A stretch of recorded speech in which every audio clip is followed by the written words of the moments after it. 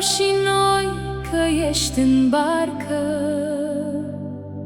dar azi din nou mi-aduc aminte,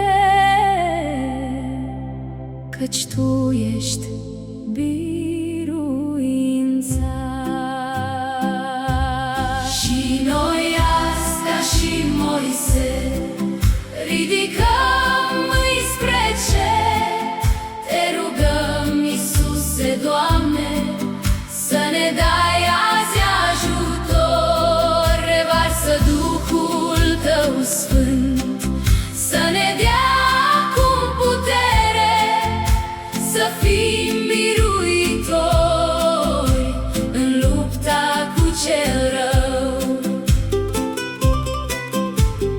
Îmi îndrept glasul spre Domnul, de la El vine ajutorul. Eu sunt slab și n-am putere, dar Tu-mi poți da mângâiere.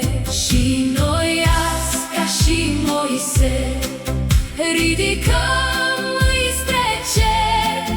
Te rugăm, Iisuse, Doamne, să ne dai azi ajutor. Revarsă Duhul Tău Sfânt, să ne dea acum putere, să fim biruitori în lupta cu cel rău. De multă vreme plâng, Iisus, eu sunt bolnav și n-am pe nimeni. Întindeți mâna, Doamne Iisus, și dă-mi azi vindecare. Și noi azi, ca și Moise, ridicăm mâini spre cer. Te rugăm, Iisuse, Doamne, să ne dai azi ajutor.